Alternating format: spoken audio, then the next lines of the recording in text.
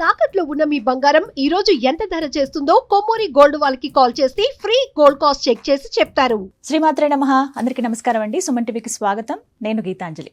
శ్రావణ మాసం వచ్చేసింది. ఎంతో సందడిగా ఉంటుంది. ఆషాఢం అవ్వడమే ఊరువాడ జాతరగా ఉంటే ఇక ప్రతి ఇల్లు కూడా శ్రావణ మాసంలో లక్ష్మీ కళతో కళకళలాడిపోతూ ఉంటుంది. మరి ఇందులో భాగంగా లక్ష్మీ ఆరాధన అసలు ఎలా చేసుకోవాలి, పూర్తిగా ఈ శ్రావణ మాస విశిష్టత, ఎందుకు ఈ మాసంలోనే లక్ష్మీ అమ్మవారిని మనం ఆరాధిస్తాము, ఈ ప్రత్యేకతలన్నీ మాట్లాడుకుందాం. వివరించేందుకు ప్రస్తుతం మనతో పాటు ఉన్నారు శ్రీ కామాఖ్యామృత శోధన వ్యవస్థాపకులు, అలాగే అమ్మవారి ఉపాసకులు, మనందరికీ అమ్మకి మరింత చేరువయ్యే మార్గాన్ని బోధిస్తున్నటువంటి వేణుశ్యామ అమ్మ. అమ్మతో మాట్లాడదాం. అమ్మ నమస్కారం. ఎలా ఉన్నారమ్మా? బాగుంది. శ్రావణ మాసం శుభాకాంక్షలు.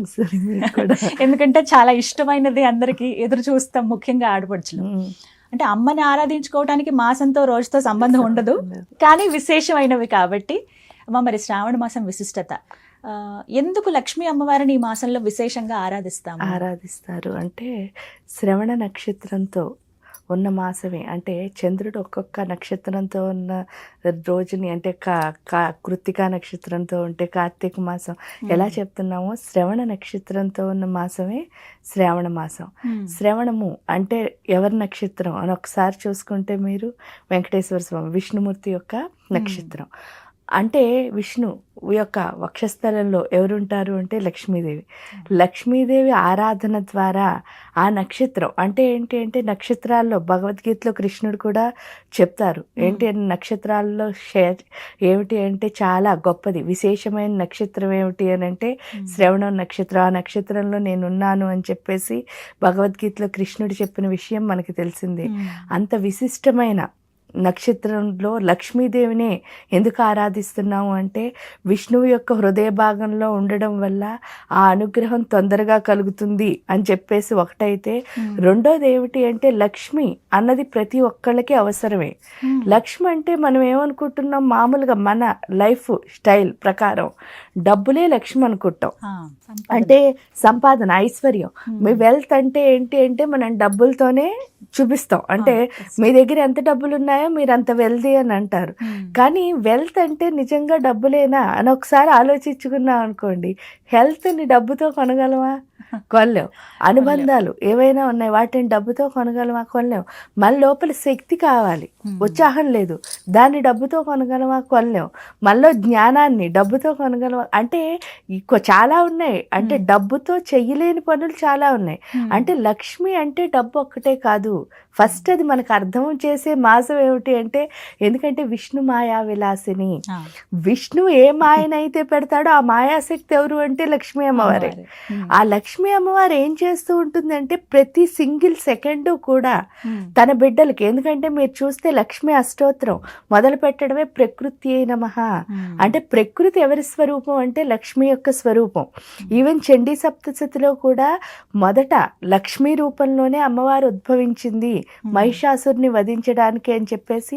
అది కూడా ఎలా అంటే 18 భుజాలతో, ఒక్కొక్క భుజంలో ఒక్కొక్క ఆయుధంతో ఆవిడ ఉద్భవించింది అని చెప్తున్నారు. అంటే ఆ లక్ష్మి మనకి ఏం చేస్తోంది అంటే, మనలో మాయని తొలగించడం.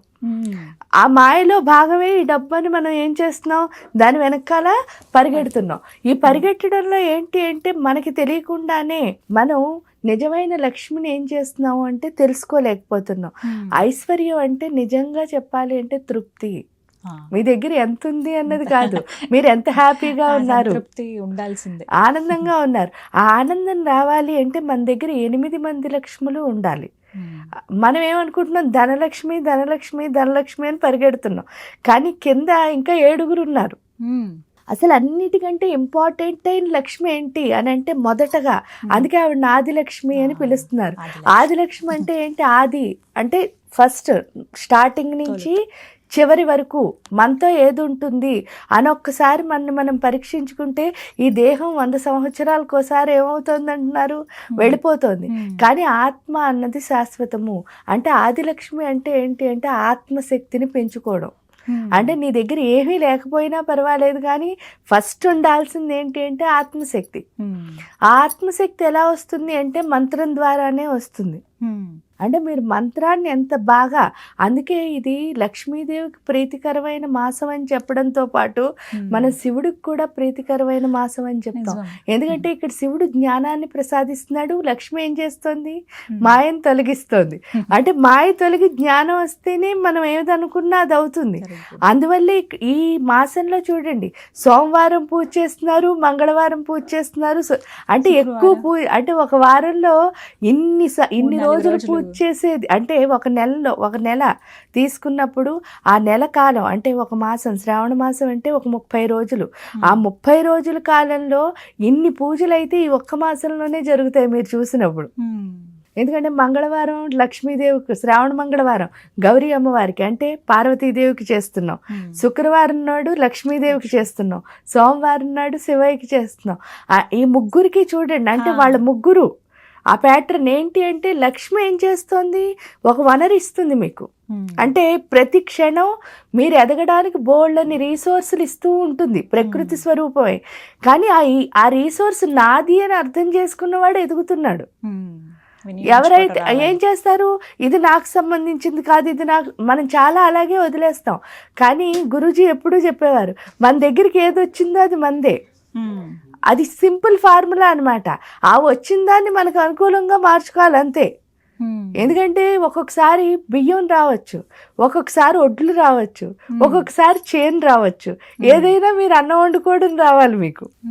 అంటే చేనులో పండింది కోసుకోనంటే కుదరదు కదా.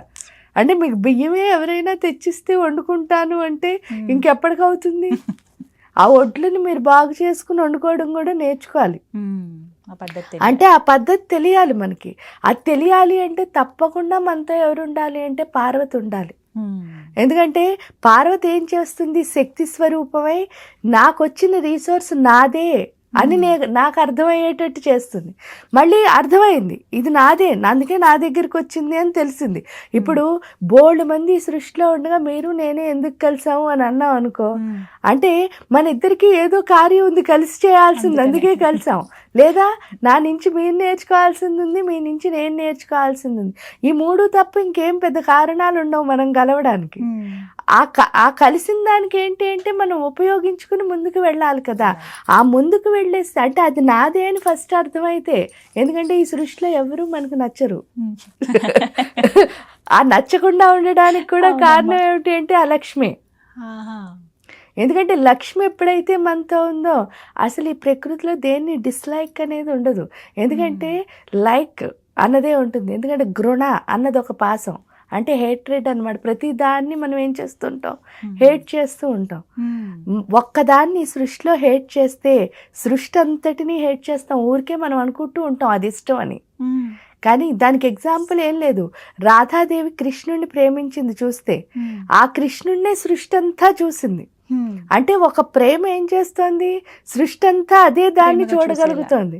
అదే విధంగా ఒక దాన్ని ఇష్టపడట్లేదు అంటే కొన్ని ఇష్టపడడం లేదు. ఇష్టం అంటే అన్ని ఇష్టమే. ఇష్టం ఎందుకంటే ప్రకృతి అంతా ఒక్కటే, ఒకే శక్తితో నడుస్తోంది. అది మనకు అర్థమైతే మాత్రమే నా ఎదురుగుండా ఏదొచ్చినా అది నాకు ఇష్టమే. ఎప్పుడు ఇష్టమో అప్పుడే నేను అనుకున్నది చేయగలుగుతా. అంటే అది నాదని అర్థమవుతుంది. అది నాదని అర్థమయ్యే స్థితి పార్వతిస్తే ఇక్కడ శివయ్య ఏం చేస్తున్నారు అని అంటే, మరి అది నాదే అని తెలిసిన తర్వాత దాన్ని ఎలా వాడుకోవాలో కూడా నాకు తెలియాలి కదా. అవునా? అంటే వచ్చిన దాన్ని ఎలా వాడుకుని నేను ముందుకు వెళ్ళాలి అన్నది తెలియాలి. ఆ జ్ఞానాన్ని ప్రసాదించేది ఎవరంటే సరస్వతి స్వరూపమై శివుడు. ఎందుకంటే శివుడు అంటేనే ఐశ్వర్యం, లేకపోతే జ్ఞానము అని చెప్తారు. ఆ జ్ఞానమైన ఐశ్వర్యాన్ని ఎవరైతే ప్రసాదిస్తారో చూడండి ఇక్కడ, అంటే లక్ష్మి మనకి రీసోర్స్ ఇస్తుంటే, గౌరీ అది నాదే అని అర్థం చేసుకునే స్థితిని ఇస్తుంటే, శివయ్య ఏం చేస్తున్నారంటే దాన్ని మనకు అనుకూలంగా మనం అనుకున్న దాన్ని సాధించడానికి ఎలా మార్చుకోవాలి అంటే అయినంత గొప్ప మాసం అనమాట. ఇంక ఈ మాసం విశిష్టత అంటే ఇంతకంటే గొప్ప ఏముంది. మనం అనుకున్న దాంట్లో ఎదగాలి అంటే ముగ్గురు వచ్చి హెల్ప్ చేస్తున్నారు. మీరు ఏ మాసం తీసుకున్నా ఎవరో ఒకళ్ళే దేవత.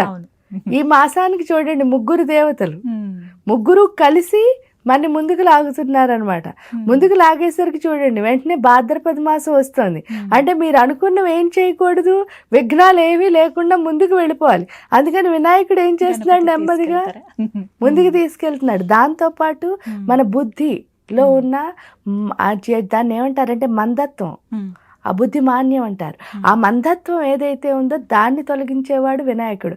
అంటే చూడండి, వాళ్ళు వరుసగా మాసాలు పెట్టారు, ఆ దేవతను కొలవమన్నారు అన్నది మనకు చాలా సింపుల్గా అనిపిస్తుంది. అంటే చూడండి, శ్రావణ మాసం అంతా పూజ చేసుకున్నామండి, భాద్రపద మాసంలో చవితి నుంచి మొదలుకొని 9 రోజులు చేసుకున్నాం, ఆశ్వీజ మాసంలో ఇవన్నీ వరుసగా చూడండి, తర్వాత కార్తీక మాసం. ఈ వరుస మనకి ఏం నేర్పిస్తోంది అంటే స్లోగా మనలో ఉన్న చెడునంతటిని తొలగించుకుని ఫైనల్లీ ఆ కాంతి ఏదైతే ఉందో మన బ్రైట్నెస్, మన లైఫ్ని బ్రైట్గా చేసుకోవడం. అంటే వరుస 4 నెలలు పూజలు చేసేస్తున్నాం అని అనిపిస్తుంది, కానీ ఆ పూజల వల్ల మనలో ఏం తెచ్చుకుంటున్నాం అంటే మార్పు తెచ్చుకుని ముందుకు వెళుతున్నాం.